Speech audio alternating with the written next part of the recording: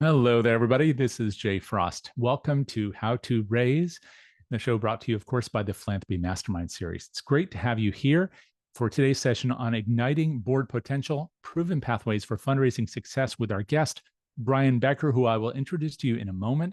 But first, I want to welcome all of you for joining us live, and for those who are enjoying this recording later.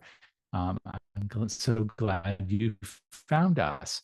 Hope you'll participate in this series going forward. We have shows in this series nearly every single Thursday, and you can find out more about that by visiting the site of our sponsor, DonorSearch, which has been 50 programs. You'll find many of the things that we've done the past 2 years alone over on their website at DonorSearch.net, as well as on their YouTube channel, which is a lot of fun there. So check all of that out if you will.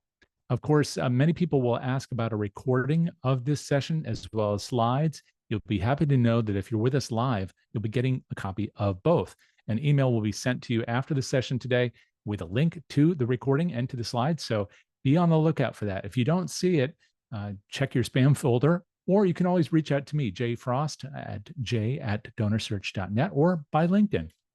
Anyway, that's just a little bit of housekeeping. I want to make sure that you also can participate fully and actively today if you're with us live. And you can do that by joining people like Dara and Charlotte and Reggie and Kara and Ashley, who have all said hello in the chat. That's a great place to get to know one another and to be able to interact with our presenter today. So please do join them there. It's great to see you here from places like Brooklyn and San Diego and North Carolina, Kansas City, Montana, which is such a beautiful place. And I rarely see anybody from Montana here. So special shout out to you. Charlotte, Western North Carolina, Ottawa. Great to see you here from Ottawa, and from Charlottesville. Hi there, Meg. and all the rest of you who are joining us live today. Do keep using that space to talk with one another once again, and feel free to comment or chat with one another throughout. If you do have a burning question, I hope you use the Q&A for that. It ensures that we don't miss it and that our guest will be able to address it today. And if he doesn't get to your question, which is possible, we'll make sure that those questions get to him and he can answer them individually after the session today. So who am I talking about? Of course, I'm thrilled to welcome back Brian Becker. Brian, if you don't know his work, he specializes in helping nonprofits improve their organizations through strategic planning, building stronger boards, strengthening leadership capacity, all these things leading to increased impact and better service to communities. He's a well-earned, he has a well-earned reputation rather as a turnaround expert. He's delivered more than 1,000 presentations, 1,000 since 1990, working with organizations throughout the US as well as Canada, England, Singapore, Brazil, and Palestine, and others. His clients have included the American Association of Physician Leaders, American Veterinary Medical Association, Association of Christian Fundraisers, and many others. I'm not going to spend all the time telling you about his background. He'll probably weave some of that into what he shares with you today on this important topic. But I will tell you two things he may or may not mention. First, he's the author, co-writing with his son, Jeff, of Tender Lions, Building the Vital Relationship Between Father and Son. I had the pleasure of talking with him about his work and life and writing that book. You'll find that in our podcast series. Jack will include a link to that in the chat. You can hear that wherever you like to listen to podcasts. And he has a new book, which you have not seen yet, sitting on a shelf, comes out in the next 8 weeks or so, called Igniting the Powder Keg, 7 Keys for Engaging the Nonprofit Board in Chaotic and Uncertain Times. A long title for a very, very important subject, because these are chaotic and uncertain times, and we do need keys to engaging our boards to deal with them. All of that is coming to you from, of course, our guest, Brian Becker. Thank you so much for being here today, Brian. Thank you, Jay. It's a pleasure for me to be here.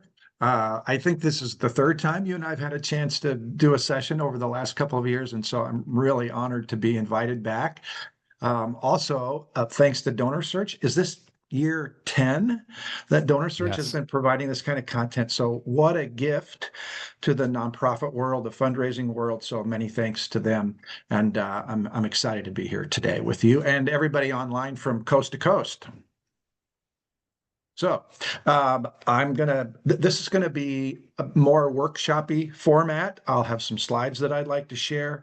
And also, I told Jay, I said, if he'd like to interject and say, hey, but what about that? Or tell us more about that, that he's obviously, and you all are also welcome to chime in.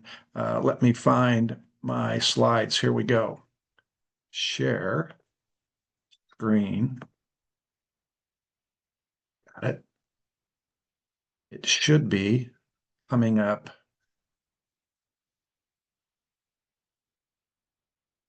And are you seeing a powder keg? Perfect. All right, terrific. All right, very good. So with that in mind, I probably share in common with many of you that going back years, I had a donor portfolio. I traveled the country. I was in 2 different senior management positions in nonprofits, managing a staff that had major gift officers, planned giving, events, alumni, et cetera, annual fund. And maybe something that some of you don't share is that for the last 9 years, I've also been an executive coach to nonprofit leaders and those that aspire to be. And I've had the privilege of serving on 7 different nonprofit boards, some very small startups, some national in scope with multi-million-dollar budgets, larger staff. I've chaired 3 capital campaigns as a volunteer. So I look through this board engagement window with my staff lenses on, but also from a volunteer point of view. And so not long ago, I've heard this story from numerous CEOs or executive directors, but recently I was talking to someone who was a relatively new CEO, and she had been an excellent program person and was then hired by the board to be the CEO. And she had 0 experience in how do I manage up to the board with governance, fiduciary responsibilities. She'd never heard the term before, fundraising, recruiting, and tying into this group of people who were really connected in the community, influential, some with deep pockets. And she used this phrase, I feel like I can't light the fuse. She said, I feel like there's this powder keg of dynamis, of energy, and I can't figure out how to get this. And so on one side of the coin, she was like really appreciative of them and respectful of them. On the other side of the coin, all this frustration for not being able to like ignite that and struggling with that. And so today I want to share with you a half a seven ideas actually that I believe it's not about like how do you sit down and ask a board member to give, but it's like how do you create a container that supports a culture of generosity where the board members have alignment, they have pride in what they do. There's a good line of communication to the executive director or whatever that person is called, and they own their own responsibilities. And by doing that, by building that container, they will all be giving and they'll all be doing it in a way that's generous and they'll have fun doing it. Not that it's not hard work. So, but that's the essence of today. So, you could have been anywhere today, from all over the place you come with different backgrounds. But as a result of this session, in just a few words, if you're so inclined, in the chat, what are the questions you're most hoping to answer? What's the question that you're most hoping to answer today? I'm hoping to end my comments at about 45 minutes, and then we'll come back around and take a look at that. Also, Jay mentioned earlier, if you feel like we don't sufficiently get to your question, my email contact information will be at the end. Feel free to send me a message, and in the next week or so, we can get back together and I'll have a more in-depth conversation with you about that. Happy to do that. Very much happy to do that. So, with that in mind, I mentioned culture already. I want to start with culture. Culture, shaping the board culture may be shaped by many things: trust, risk tolerance, layers of bureaucracy, power struggles, et cetera, and other things as well. Have you ever been in a situation, whether it's with the board or not, where there was trust and then the trust gets destroyed? Or maybe you thought it was one thing, and then once you got there and started moving, it was like, wait a second, this is not what I thought it would be. When you're in the culture where there's high trust, it feels like everybody has their oars in the water and they're all going in the same direction. And then when the trust gets destroyed, by the way, just one thing that affects the culture of an organization, how does that affect your desire, attitude, and perspective about keeping your oars in the water and pulling?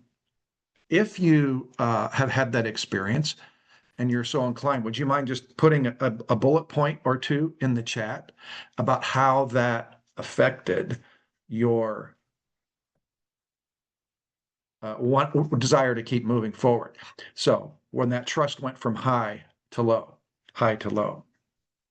I've had the experience in my first fundraising, which can remain nameless where that was.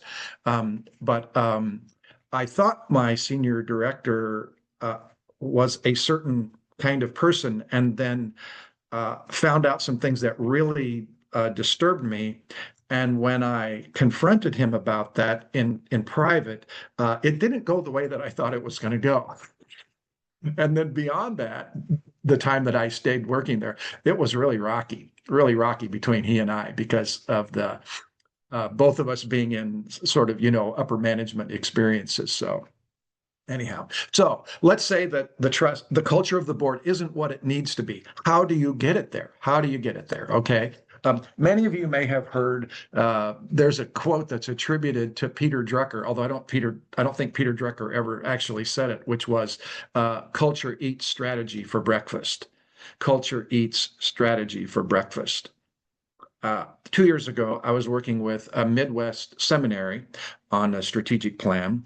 And before I actually went there and met with them, I went on the website, looked at their mission, vision, values, programs, leadership team, the board of directors, read the strategic plan. And I thought, wow, this place has itself together. then when I actually got there and we started having some really in-depth conversations, I realized that what was on paper was not the reality of the situation. It was actually one of the most dysfunctional organizations that I had ever uh, dealt with in the 18 years that I've been self-employed. So there's a little phrase right below 3 keys of generous board culture, which is culture shaped by what you expect and by what you allow. So what is it that you expect as a leader in the organization? So let me also say that in every organization where I have worked or been a consultant to or coach to, the top leadership are the people that shape the culture. If the board is relatively disengaged, the CEO, the executive director, is the one that's shaping the culture. Actually, you might say that the board is shaping the culture, but they're doing it out of neglect, or maybe they're just unaware, ignorant about the fact that they have a role to play in shaping the culture. Sometimes cultures are really healthy because the leaders are above the line, they're positive, they're smart, they listen to people, they put in a good day's work, and they expect that of people. So they sort of by accident end up with a good culture. So, what are the things you can say, okay, if this is really how it works, what are the things that I can do as a leader to help shape the culture or set the culture? And the first thing has to do with alignment. How aligned is the board with the CEO, and how aligned is the board with itself around their mission, their vision, their values? And you may have heard this before, but when I wasn't in the leadership role as a fundraiser, I didn't get it. I didn't understand that, like that trust gap between me and the senior vice president, that had tremendous implications on the culture of the organization.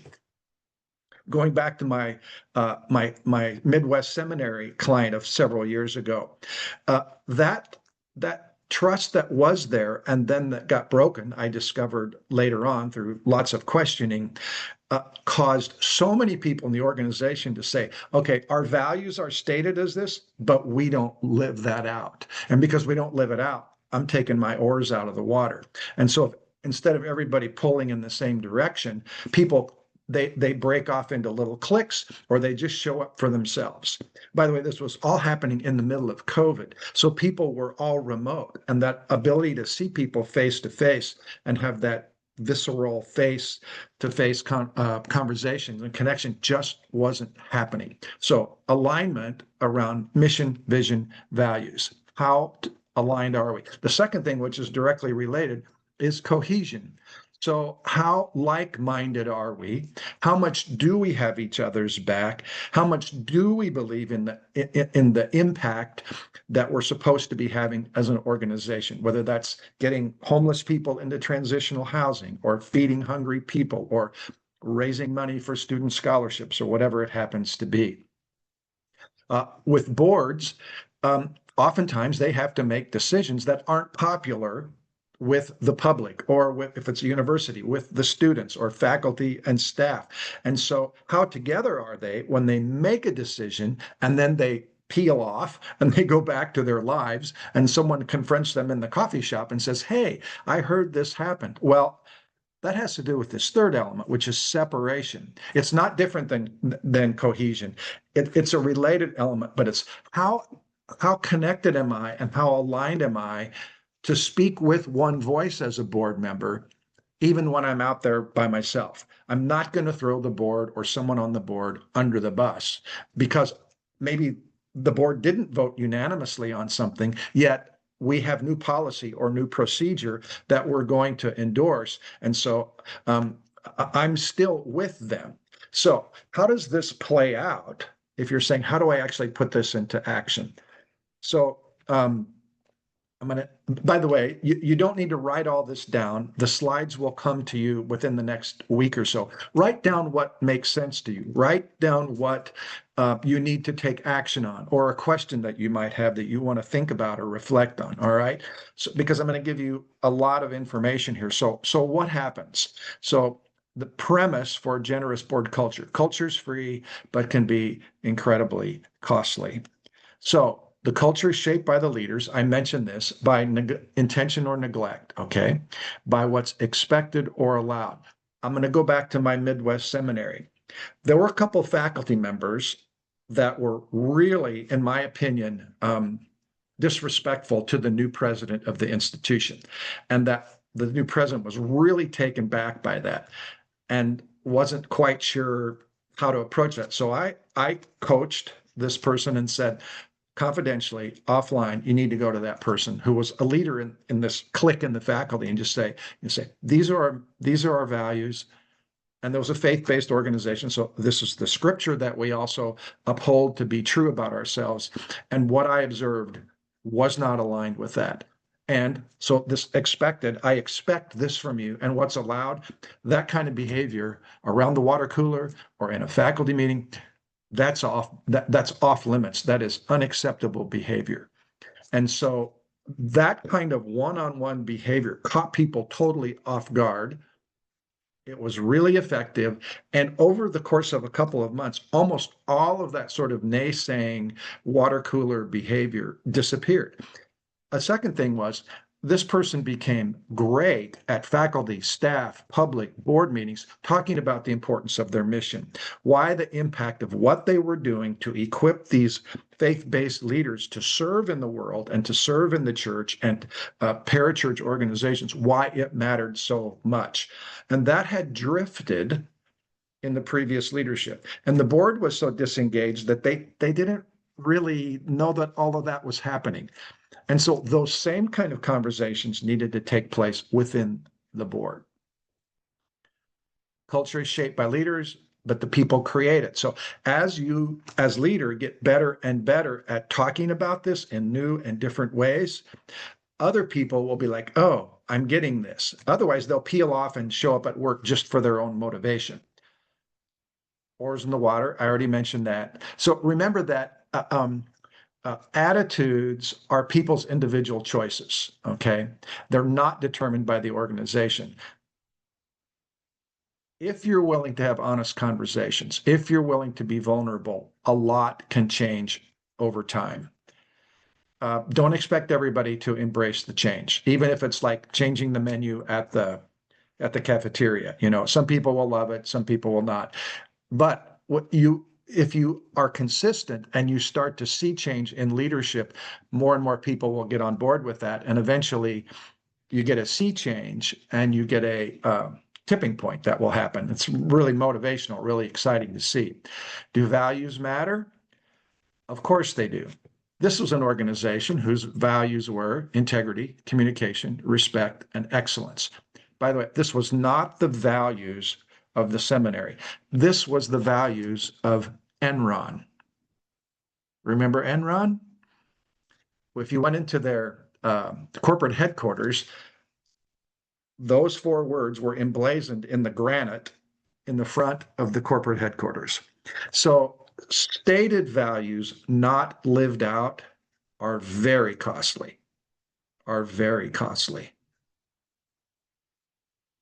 Let's shift from culture to recruitment. So if you don't have the right people around the board table, it really isn't going to make a difference. So who should we recruit? All right, have this whole group of beautiful, shining faces there of eager people. This is the wrong question to ask. A better question to ask is, what kind of people should we recruit? When I was a kid, long time ago, we had room moms. This was before we had room parents, because I'm older. There were no dads that were coming to school in those days. And if, Mrs. Joyce wasn't going to be the 4th grade room mom the next year, they would sit around and go, well, who can we get to be the 4th grade room mom? And that's sort of like, who has a pulse? Who will say yes? And I must say that I have been a consultant to organizations that served huge impact. And they had the similar kind of question. It was sort of like, who has a pulse? Who will say yes? And that's frightening for me. And so how do we get the right people on that team in order to build this culture, to build ownership in a way that the giving is strong as a byproduct, as an implication of that. Okay. So I want to talk about several things that are really specific here. The first has to do with recruiting people who are below the line versus above the line. By the way, there's a great little video on YouTube you can find. It's been watched many millions of times. If you just Googled location, location, location below the line, it will come up. It's about 3 or 4 minutes long. And it'll have a lot more detail than I will give you right now. But think about this. People who are below the line, by the way, this is a perspective, attitude. We're all below the line sometimes. But some people tend to, they see the world through the below the line lens versus above the line lens. Judgmental, zero sum thinking, see faults, fear based. You can see that. I don't need to read all that to you. Versus the above the line person. Instead of judgmental, they tend to be very forgiving. Instead of zero sum, like there's only one pie, so we have to divide up our pie. And if I get a piece, that means you can't get one. Versus like, hey, can't we just figure out how to like make another pie? Instead of seeing faults, they see possibilities. Instead of fear-based, they embrace risk. By the way, I can tell that some of you are putting things in the chat, and while I have my slides up, I can't see the chat. So I'll come back. I'll come back at that later. Okay, I promise I will. Instead of being right about everything, they're curious. Instead of seeing life as being totally serious, they take themselves lightly. Instead of blaming, they have a sense of emotional maturity where they're willing to say, wait a second, I own my own responsibility in this. And you may be like, well, how do I, if I'm recruiting someone, how can I like pretty quickly read whether they're above the line or below the line? So one of the questions that I love to ask when we're in recruiting mode is I just say, hey, tell me about a time when you, or maybe that person has a significant other spouse, like, tell me about a time when you and your husband, like, and I know that they give together and they volunteer together. Tell me about a time when you guys really had an impact and got some real joy out of that. If they can't come up with a story in about 10 seconds, you may be talking to the wrong people. People who have a giving nature, a generous heart, and live above the line, they not feed off of, but they get energy by giving. They know that when you show up and serve, like my wife volunteers at a food pantry, and that's an important part of her mornings. She comes home tired, but she also comes home energized. She comes home with a sense of purpose. She comes home with a sense of meaning. So when you're looking for new board members, you're thinking, let's find out if this person really does have a serving, giving, generous heart. I want to get more specific about this, okay? So we don't start with who, we start with what. What kind of person will most strengthen the board? Not who will give the most money, but what do we need most next? I had a client in the western suburbs of Chicago, Maywood Fine Arts, worked with them for a number of years. Their CEO was in a near desperate situation 5 years ago. She told me that she had asked over the previous 2 years, she had a list, 50 people to join the board, and they all said no. And I was like, I'm not sure I can believe that. I said, well, let's role play this a little bit. And she started into her pitch of how she recruits. And after like a minute, I'm like, wait a second, you do all these by yourself. There's no board involvement. There's no like board committee in terms of who's owning who comes onto the board next. Okay, that was a giant red flag. Secondly, her presentation had a sense of desperation about it.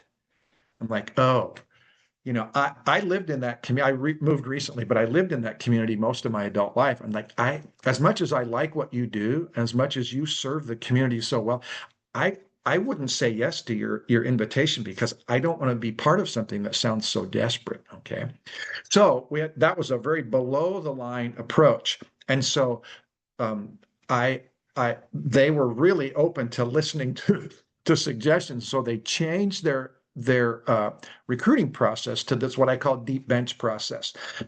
They would think about who they were going to recruit when someone left the board. Like, oh my gosh, we have this empty seat. Now what? Versus several times a year, they would have this conversation about what kind of people do we need next.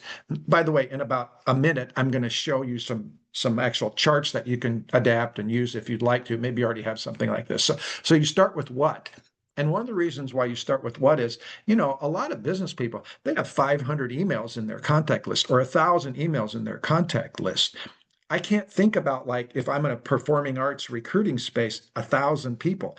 But if I said, wait a second, we're looking for people who live in this region, who have a high interest in performing arts, then my list of 1,000 goes down to maybe 10. And I go, oh, I can focus on 10 and I can think about those specifics of who might be best next to recruit to come on the board. Okay, so that's why the what is so important, because it narrows your view and lifts the type of people that you need. What fills the gaps? Okay, then you go to who.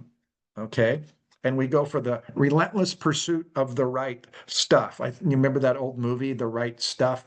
They don't want people to come and volunteer to be an astronaut. You want only the best of the best. Okay, so we start with what?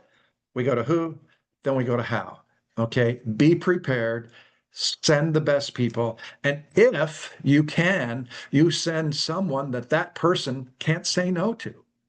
If you really want them, this is like wooing. This is like courting and dating, where you want it to go well.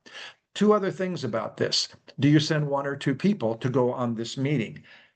I prefer to have two go along on the meeting, just maybe the CEO and the board chair, or two board, if they're really engaged in that, so that, because the conversation will flow better, you'll have a better perspective of what did they resonate with, what didn't they resonate with. Another thing is, should this be one or two meetings? I'm a real fan of doing it in two meetings, which means that when you set the appointment for the first meeting, your intent is not to ask them to join the board. Your intent is to find out if you think they'll really be able to fill the gaps for you. So as you set the appointment, it's like, hey, Susan, we're aware that you've got a really high interest in performing arts and urban kids and that sort, whatever the mission is. All right. So could we have a cup of coffee? Or would you mind coming by our performing arts center some Thursday or Friday afternoon? We could do a little tour, have a conversation about that, see how you feel about that. And then just sort of have this introductory, and then you get a chance to see, like, how energized are they? How into this are they really? Okay. Then, if you really like them, you go back for meeting two, ask them to join the board. I find that to be really a great way to go about that. You also need to have a great little kit, a real paper folder that has about a half a dozen documents in it. If you'd like to talk more specifically about that, I'd be happy to do that offline, about what should go into a folder for your board recruitment materials. If they say yes, then board orientation is also incredibly important. Let's go just a little deeper into how this works. So many organizations, as I mentioned before, they start in the blue box. Who? They don't start in the gold box. So this is an example that a board might come up with, not the example. So you'd have to come up with your own ideas for what are the characteristics that you're looking for. By the way, if the executive director does all this work, it will not improve the culture of the board. It might improve the quality of the board. But if a task force or a board recruitment or development committee does this work and then comes back and has this discussion with the board, that is excellent strategic and generative conversation that lifts their sense of ownership. And if they own it, they're going to want it to go well.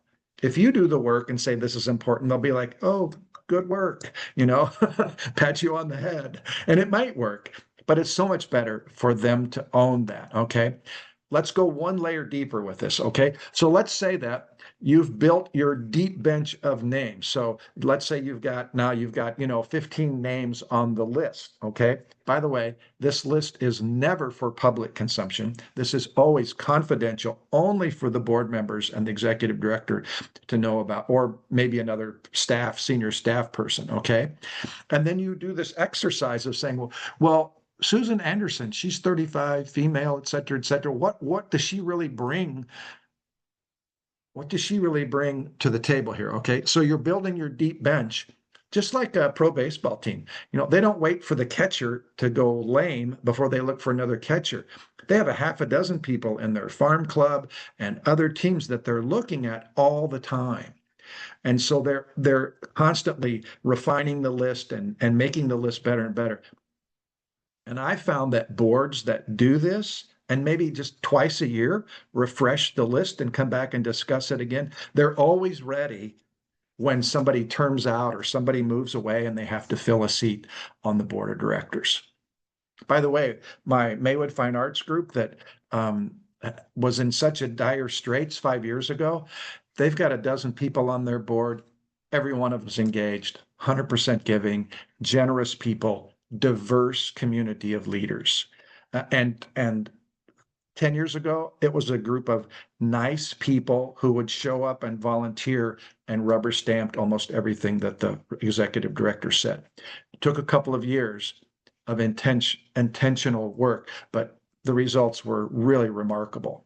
Okay, next, let's talk about the alignment between the board chair and the CEO. Okay, I'm not going to talk about each one of these individually, but just know that the frequency of conversation, you're going to have to determine that, assuming you're the CEO or someone that influences that. All right.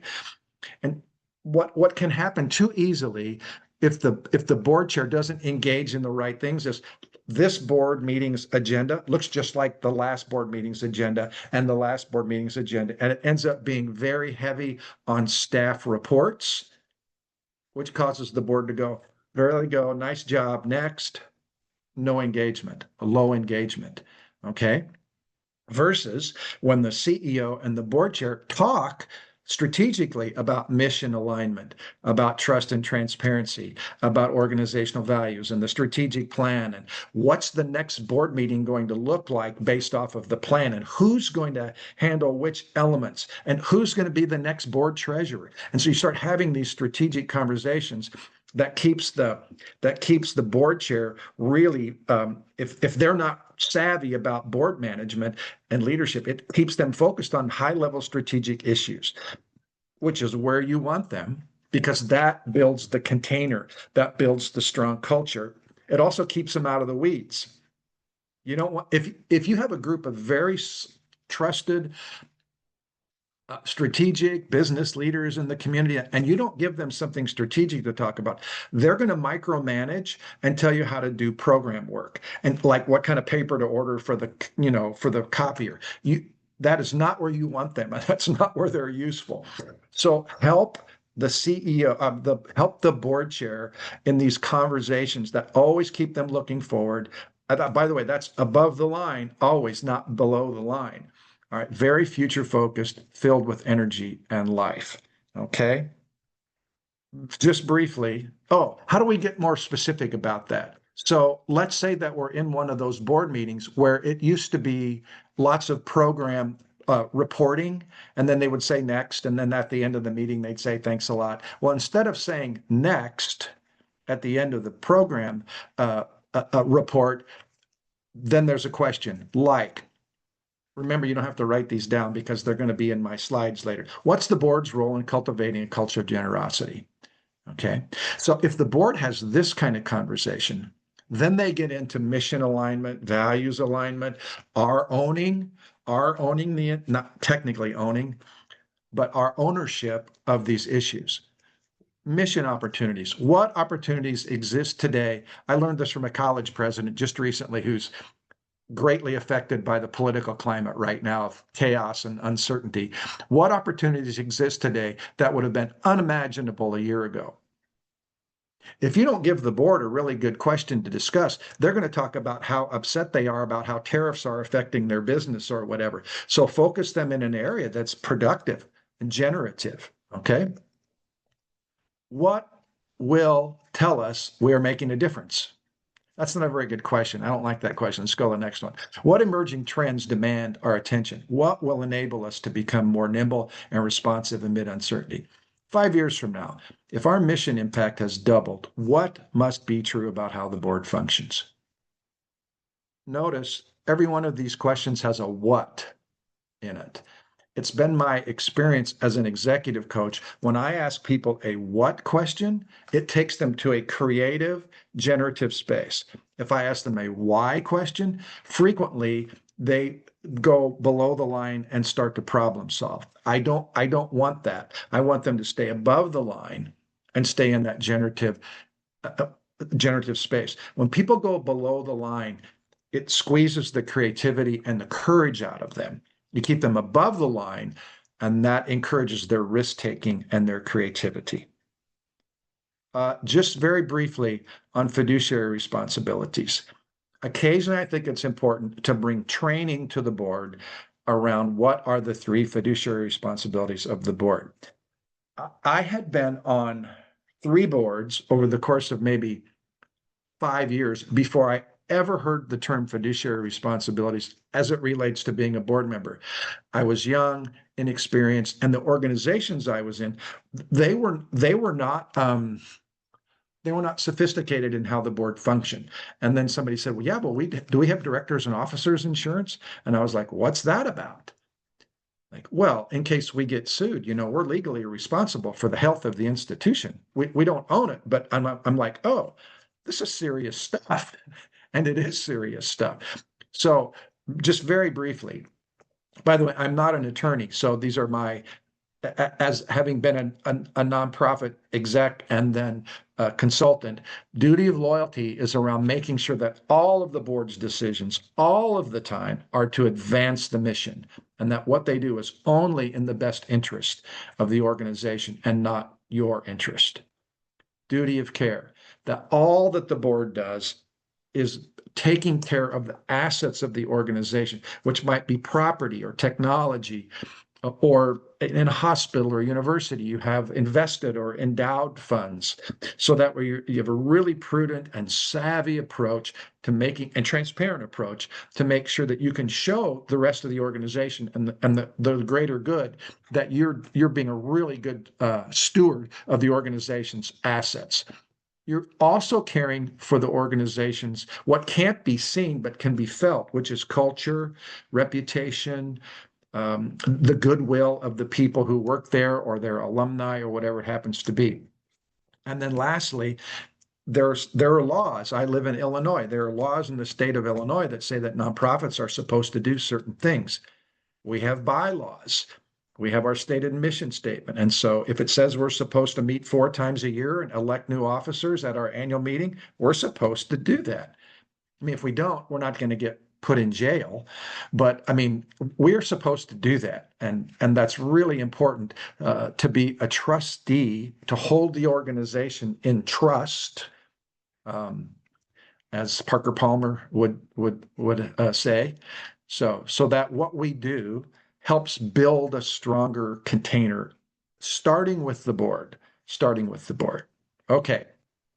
So for years, with my nonprofit clients, I talked about the secret sauce, helping them find the secret sauce. Where's the energy? Where are those high point experiences? What really, when they walk through the organization or talk to somebody who's served by the organization, what really lights them up? And then a friend of mine said, "Oh, you're talking about David Cooperrider and Diana Whitney." And I'm like, "I don't know who that is." And so about 5 years ago, I got introduced to their great work called Appreciative Inquiry, which brought a lot more structure and strength to my secret sauce idea. And so 4 or 5 years ago, I started using this in earnest with every client, even in my coaching clients. And so I want to introduce you to this because it's simple in nature. It's free, by the way. I mean, you can go out and buy the book or watch the YouTube or whatever videos and orientations around this. But basically, at its core, it's how do you find the untapped energy and potential versus problem solve and go incrementally one step, trying to improve the organization. So here you think about, you can use this for your own organization, but I'm thinking now about the board. Okay, in the middle of the bullseye here is the board embodies generosity and abundance. That's the topic that I'm after right now. Okay. And if we can accomplish that, board giving will be wonderful. Time and talent and testimony and how they make connections, etc. So if they're not guided well, many corporate people will be like, oh, well, we have to set goals for the next 2 years or 4 years or whatever it happens to be. That's important, but that's down the road a little bit. Okay. The board can only see it from their perspective. And if you have alumni or hungry people, you need to listen to them as well. And other stakeholders, donors, politicians, whoever's in the community, that's part of your stakeholder group. So you need to be into a discovery mode and you need to be curious and ask questions. And not like, what's wrong with us, but rather, what gives us life? What do you find about us that's so special? Why do we need to be powerful in this community? So you're asking those kinds of questions. So that, but by the way, this helps you determine where the board is standing. Are they strong? Are they informed? Do they have a sense of ownership and are they really keen about what's happening in the organization? Okay, so then they're really clear about where they're standing or what they're standing in. Someone once said, then you go to dreaming. Well, if this is where we are, what could we look like? What should we look like? Based on all that we want to do with our mission, what's the picture we'd like to see of ourselves in the near future? Okay. So they dream. Then you go to design. I have found that this is such, and this doesn't take a lot of time. I mean, you can't do it in one meeting. It doesn't happen that way. You need to spread this out over series of meetings, series of months. Okay. Once they get clear about what they want to look like, I have found that every organization that does this, it pulls them above the line in their thinking. They lose their fear and they hang on to their curiosity. And then it's like, oh, well, we need to do that. And this is low hanging fruit. If we change this policy, or if we brought these best practices into our nonprofit, how the board functions, we'd move in that direction. And that's really energizing. And I have seen organizations that Jay, you introduced me as a turnaround expert. You know, I've seen organizations absolutely go from like, we think we're going to like close in 2 years to being incredibly strong in 4 or 5 years. All right. And it's because what they needed to do was within their reach, like the powder keg, it was within their reach. They just hadn't seen it from that perspective yet. Change in perspective changes everything. And the quality, I cannot state this strongly enough. The quality of the questions you ask the board or help the board ask themselves will determine the outcomes. If you say, what's wrong with this organization, they'll problem solve and whine and that sort of thing. And if you say, how can we be different as a board to best support the executive director, they come up with very different answers. So they design, here's where we are, here's where we want to be. What's that design look like? And then they have to do it.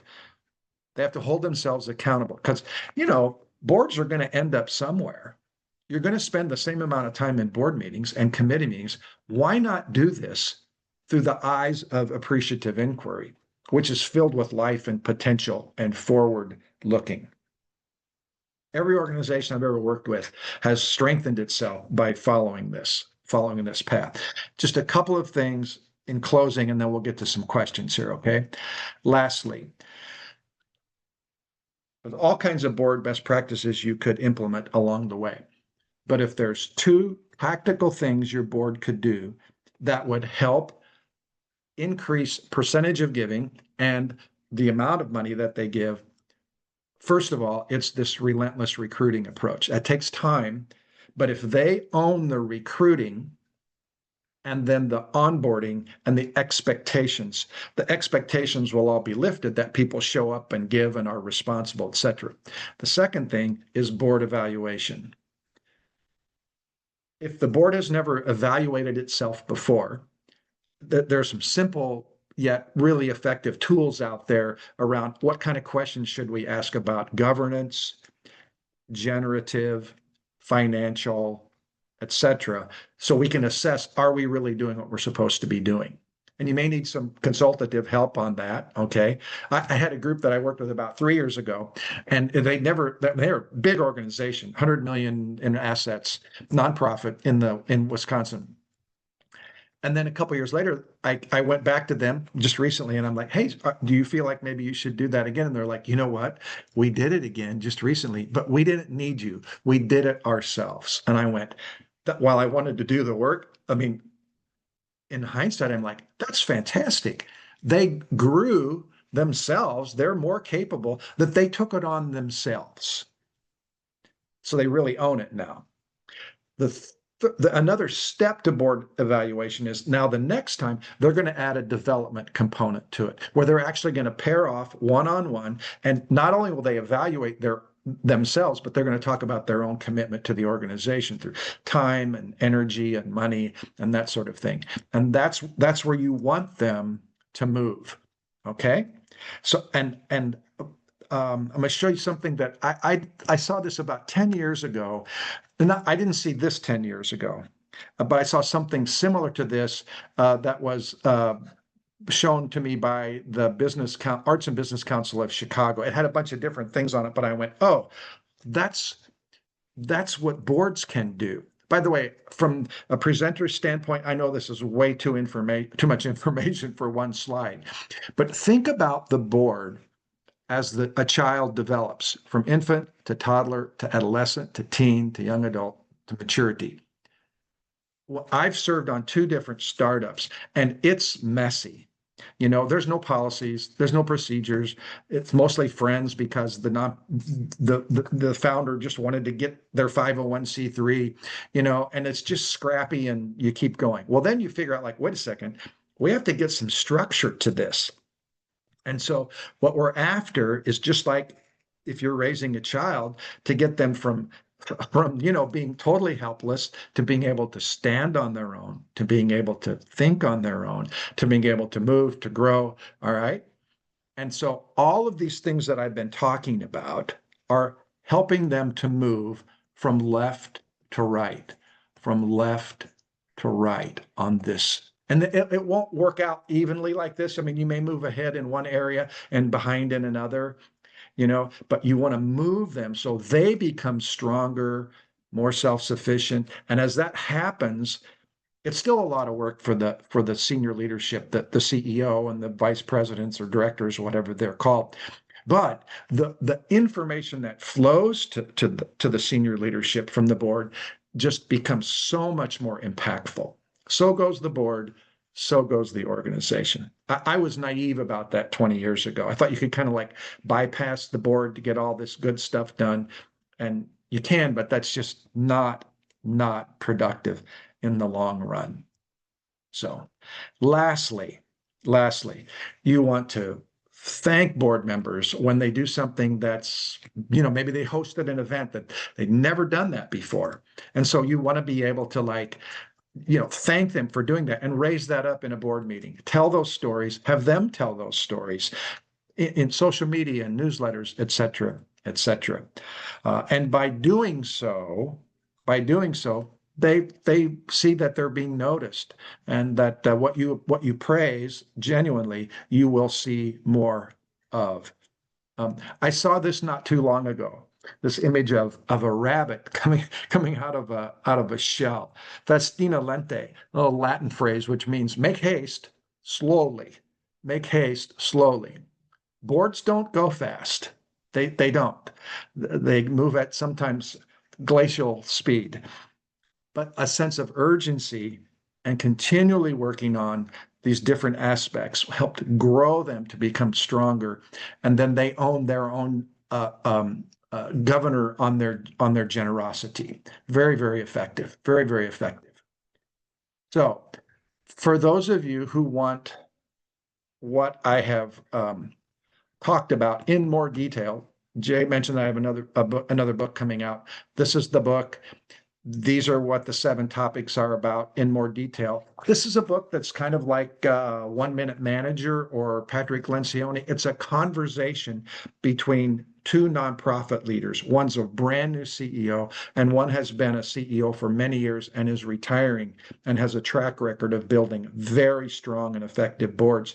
And they have this series of conversations around how to engage the board at a higher level. So I'm easy to find.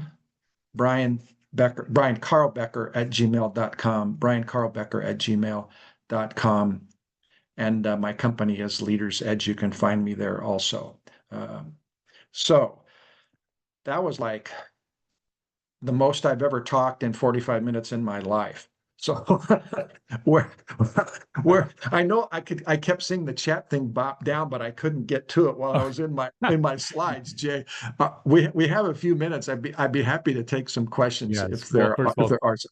And thank you for all of this, Brian. Yes, we do have and Elaine saying what a wonderful book. So that's very nice. Perfect. It is going to be. I hope it is.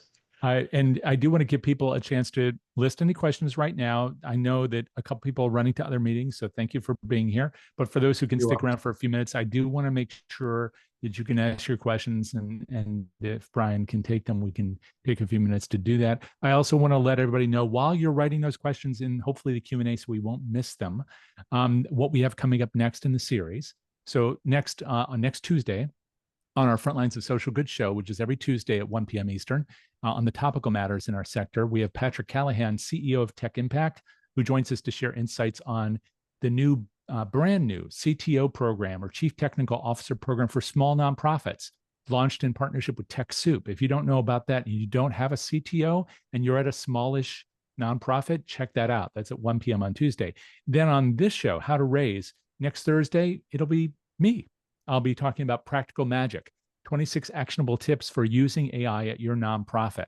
It'll be real world applications. So join us to either share your own, or I'll be sharing, as you can hear, 26 things that you can use in your office. And then next Friday on the podcast, crossing our fingers, we will have Brent Grinna, founder and president of Evertrue, discussing the future of fundraising intelligence and donor engagement. He's also, as many of you know, Evertrue recently acquired DonorSearch, which has been sponsoring this series for the last 10 years. So it'll be a really interesting conversation about his personal journey as well as what he sees lying ahead. So join us for all of that. You can check all that out, of course, at the DonorSearch site at donorsearch.net. Now, let's see what we have here in the questions. And I know we had a couple that queued up really early, so you may have addressed them, but it's always helpful to take a second glancing blow at these things. So the first was from Charlotte, who talked about how to activate a board that has been in name only. And that was in response, I think, Brian, to your question about what would you really like to hear about? So I know you've covered this topic in detail, but just going back to Charlotte's point about activating a board that's been in name only, do you have any thoughts on that now, kind of summarizing? If they were very much passive and sort of rubber stamping, and so as a CEO, I could pretty much set the agendas myself, I would do some board training and I'd bring in an attorney to talk about fiduciary responsibilities. That's where I would start. And have it not be like a one-way thing, but have it be something that's interactive that says, well, then what is the board's response to this? And that's a starting point. And then if somebody starts to step forward, you thank them, you highlight that, and praise what's going well. And I'd be happy to talk with you in more length about that if you want to contact me. We could talk about some more things in detail. And I know you were sharing your contact information, and I want to make sure we put that in the chat as well. Yeah. Hopefully, Jack has done that. He has. If you want to just say that out loud again, so that those who are listening to this might have your best contact information, best way to follow up with you. Sure. So the website is leadersedge.me, leadersedge.me. But my personal email is briancarlbecker@gmail.com, briancarlbecker@gmail.com. By the way, if any of you would like a PDF version of this for free, put your name and your email in the chat, or email me later and just put book in there. And the next week, I'll send you a free PDF copy of the draft. It's not quite done, but it's super close to being done. Thank you for that. Okay. Any other? We have time Yes, for a few yes. more We or had no? a couple notes actually early on from Dara. The first was we had a complete turnover of our board. They did not want to participate in fundraising. They signed up for a governance board, not fundraising. We needed to pivot because we were a nonprofit, but functioning as a business. This needed to change. Now we're starting from scratch and need to draw actual passionate members to our mission. I know you talked about that, but any other thoughts? Yeah, because I came onto a board of Jay and I are both love music, and I went onto a high school music academy board, and the board was not in fundraising mode at all, and we were in serious decline. And there were a couple of us on the board that just decided that we were going to start talking about the importance of giving at every meeting. And if we didn't, the organization, if we didn't figure out a new way to give and to get for the organization, it would not survive. And so we changed the culture slowly, slowly, slowly. And it took a couple of years, but now we spent $25,000 a year on board expenses for a really small organization. And now Wow. that organization doesn't cover any of the board's expense. Every board member is expected to give generously, make it a priority every year. But it took a couple of years to actually turn that. Yeah. Yeah. But Yeah. talk about it. Make it, our parents always told us not to talk about money and sex. Well, talk about it. Not the sex part. Talk about the money part at every meeting. Talk about it generously, not like you're trying to push them down and make them feel guilty about it. Right, right. A question from Elaine earlier, a statement rather, and I saw this also echoed in the chat. It was earlier in the presentation, but I think it bears repeating. Elaine said, I'm curious about your use of the phrase below the line. I don't know that I've heard it used in this way. Could you talk about that above the line and below the line again as you see it, as Sure. you define it? As I see it, above and below the line are attitudes, they're perspectives. And when you're in a board meeting and someone presents an issue that might be challenging, you'll see some people that will immediately go to, that's going to be hard. I'm not sure we could take that on. That seems like too high of a risk. I was at a perfect example. I was at an outing for a private school where I'm chairing a campaign right now. And I mentioned to a person who was there who was very wealthy, and I said, what's it like in your board right now about the uncertainty with grants and faith-based and this person said some of our board members are actually afraid right now. Their businesses are at risk, tariffs, whatever, distribution, et cetera. And I could feel them pulling back, she told me. But she said, I think it's the perfect time for us to lean in. I think it's the perfect time for those of us who can to be more open-handed and more generous. That's a beautiful example of above the line, taking the risk, push the fear aside. Okay. And so we're looking for people who embody that. You can't get into an innovative space if you're always like, we just can't do that. We need to pull back right now.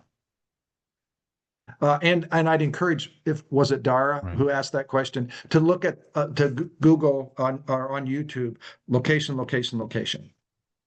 By the way, if you are from a faith-based organization, there's a small book by Henry Nouwen called the something of spirituality, the giving of spiritual. I'll put it in my notes. It's one of the best things I've ever seen for faith-based organizations around generosity. I mean, it'd be good for anybody, but it's has a lot of biblical scripture and things like that, which might not be appropriate for public organizations. No, it's really important that you mention that because finding a way to talk about these things in the context of organizations is tough stuff. So whether you're a faith-based organization or you're in something that's far more secular, finding a language to discuss these issues is so critical. Well, The Spirituality of Fundraising by Henry Nouwen. Yes. Spirituality of Fundraising. One of the best things I've ever read. We did have a note from Charlotte who had said, our board is advisory. How do we get them engaged? So I guess it's kind of back to this similar theme where people come in thinking it's going to be one thing, but now we need them to do another. And I wonder how much of this is the way we've prepared them as well as what we do with them once they are there. Yeah, I think on the long term, it's you can't changing the culture in midstream is really It's really challenging. tough. If they were recruited in a no fundraising mode, And so to do that, we need to start recruiting differently, and we'll see a slow change in the board. And on a practical level, start talking about it. Have a board chair who's aligned with the executive director and talk about money more, and talk not like we don't have it, but what could we do if we were more generous? How can we make this organization a part of our real priorities for giving? I did want to mention that there are a whole bunch of people who have put in the chat their email addresses. So if anybody has just said book, please, and didn't list their email address, please put in the email address. Otherwise, Brian will not know how to reach you. I did want to just ask one of my own quickly, which is you talked about something that's very meaningful to me, and I know it is to you, and that's about the importance of questions. You talked about it several times, and you did say earlier in the talk about again, it refers to above and below the line, about how when you ask what questions, it feeds into this kind of creative or generative space versus the why questions, which you seem to imply can discourage risk taking. And I wanted you to dig into that a little bit, because I always ask the why follow-up questions, but I know it's a different context than working with your board. So maybe I can ask it this way. We all know that why is a powerful question. When is the best time to ask it so it can actually bring out the best in us rather than shutting down a conversation? Yeah. Well, one of the most watched YouTube talks of all time is The Power of Why with Simon Sinek. It's been watched like 50 million times. And I've watched it probably 10 times myself. And I didn't feel pushed away by that why question, because why I can really tap into meaning and purpose. What I have seen in a meeting setting, in a coaching setting, when I ask a why question, some people feel a little like they're being judged by that. Like, why didn't we make our fundraising goal versus what could we have done differently to reach our fundraising goal? It's just a turn of a question that I think the why is like, well, we should have done this, or I didn't show up on time, versus what could we do next time, is forward looking instead of backward looking. I mean, there are times when why could be the right question, but I'm just a fan of maybe the better way to state that, Jay, and everyone else, is just be really intentional about the way you structure the questions that you ask. Not unlike how a really good salesman is very particular about the way that they ask people questions to bring them on board to buy their product. Yeah. And now this is the ultimate question. I ask this of everybody these days, which is, if there were one thing that you wanted to share with people that they could take away and apply, what would that one thing be?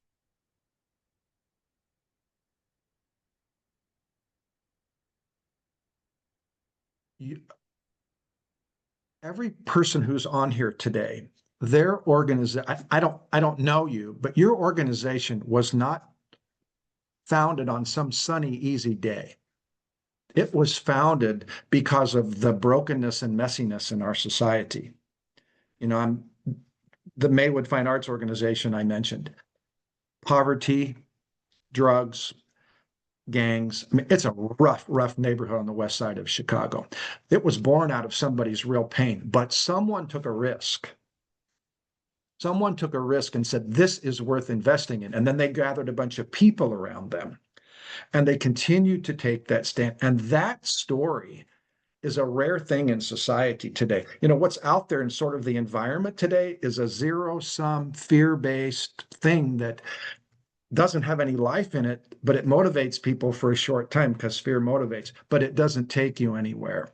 And so the stories of your founding, what was born out of the brokenness in our society, is a very powerful story. And that can be so igniting, so winsome to the board, and reminding them of that mission, why you started, telling those stories, those high point experiences are very motivational, very motivational. Wouldn't give that up for anything. Thank you so much. What you do, Jay, every time you open up your microphone is so counterculture to what you see in the news or social media. And so what all of you all are doing too, through your fundraising and messaging, so vital to society today. Stay connected in person, with other people who are doing this to maintain your own sense of resilience and renewal. Thank you so much, Brian. Really You appreciate bet. it. My pleasure. Thank you. And thank you to everybody who's joined us here live, and to those who are watching this after the fact. I suppose this offer that Brian generously made is also available to you. But the other offer that I want to make is that this is a chance for you to let us know what works and doesn't work for you, what you'd like to see here as we go forward in the future on this and our other two shows. So please do reach out to me either by LinkedIn. You can find me there and connect, or through my email address at DonorSearch, which is j@donorsearch.net.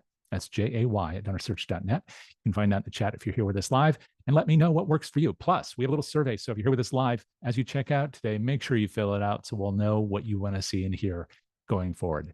Until next time, take care, everybody.